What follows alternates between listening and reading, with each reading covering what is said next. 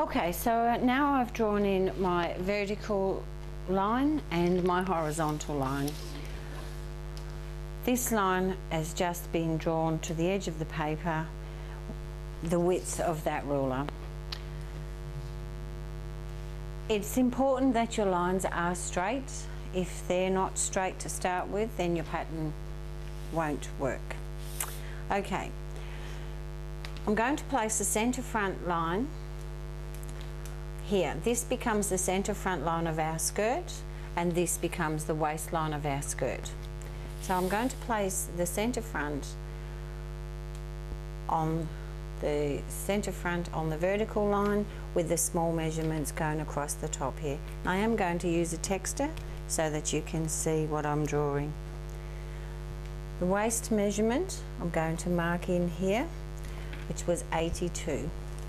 This ruler now automatically calculates a quarter of that measurement for you, so you don't have to think about your quarter measurements. My high hip waist was 100. I'll put there high hip, and my hip measurement was 106. Okay?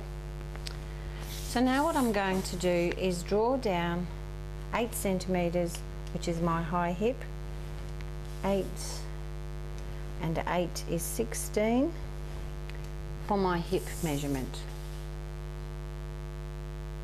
And I can now draw a straight line across, pick up my 106 here for my hip measurement, and draw that line across. There we go. I can also do the same on that high hip measurement, 106, but my actual high hip measurement here was 100. Now next you need to determine the length of your skirt. I'm going to go with 54.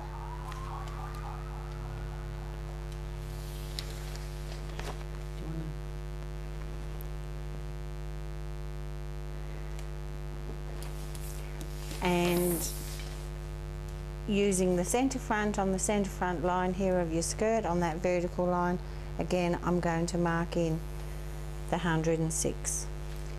It's a good idea to record on your pattern while you're working what these measurements are, so that you can always refer back to them. Now I'm simply going to fill in the box.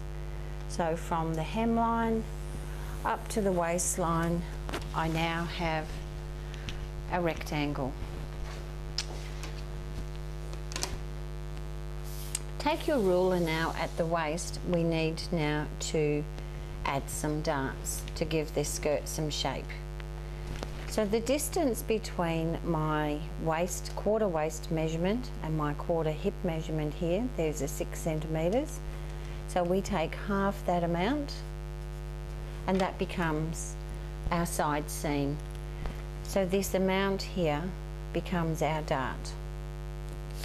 I then take the curvy side of the ruler and draw a line from that side seam line down to my hip line.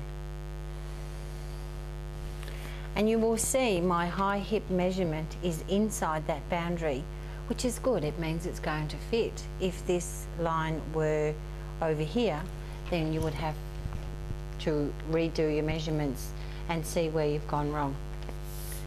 So now we need to get rid of our darts.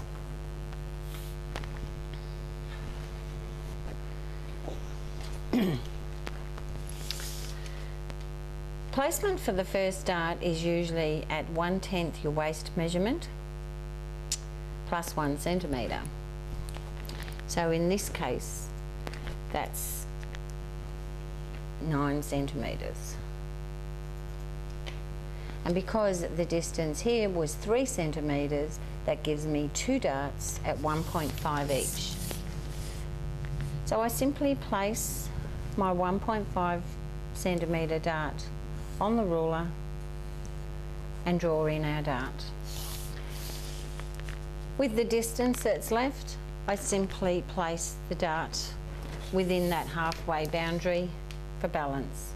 So here I have 13, so at 6.5, I'll make a mark and I'll put the leg of my dart on the 6.5 line and draw it in.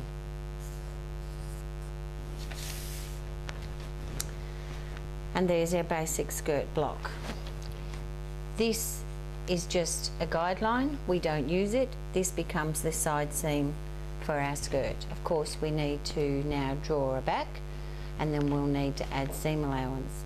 For those girls out there that do have maybe a little bit of a pot or a tummy, you may find if you lower the front by 1.5 centimetres and redraw your waistline back, that will get rid of any bunching in the front of your skirt.